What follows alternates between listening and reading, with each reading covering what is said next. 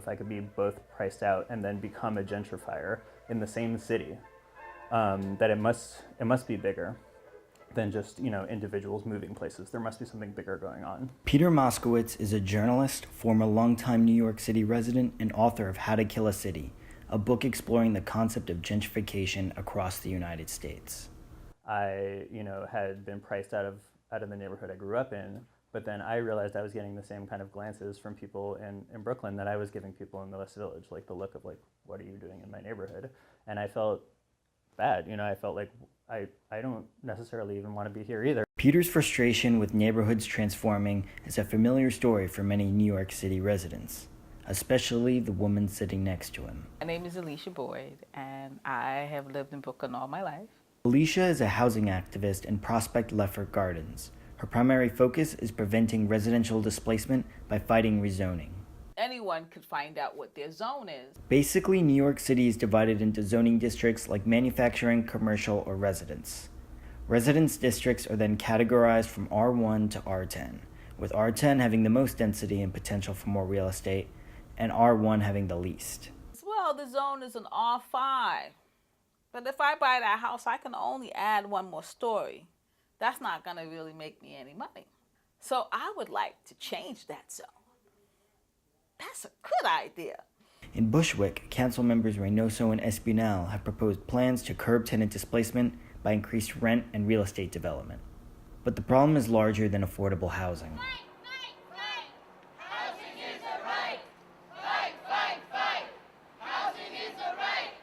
The Coalition Against Tenant Harassment came together on the steps of City Hall to promote the Certificate of No Harassment, which makes it more difficult for landlords with tenant harassment history to get permits to renovate. We're all here today because we care about tenants in this city, and if we don't get stronger protections, if we don't pass better laws, we're all going to get pushed out.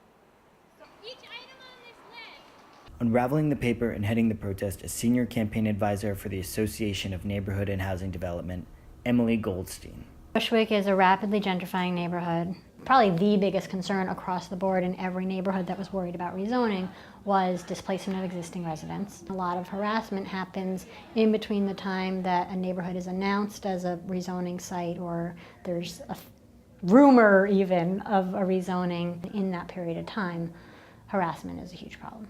Julian Gomez is a tenant organizer working with an organization called Make the Road in Bushwick. They strive to empower and support marginalized groups and individuals. Aquí, déjame enseñarte aquí. No lo he arreglado porque tengo que tener prueba de las cosas que tengo mal en la casa. Mira aquí.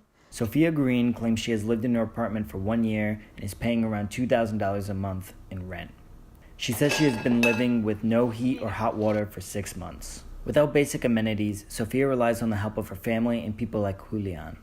Even though they live in rent-stabilized apartments, there is like this constant fear of being evicted. And as lower income tenants begin to be displaced by harassment and rent increases, communities systematically and permanently change. Bushwick, for example, has had a 44% increase in average rent compared to the 22.1% of New York City as a whole since 1990. And this increase is paired with a negative net percent change in housing units.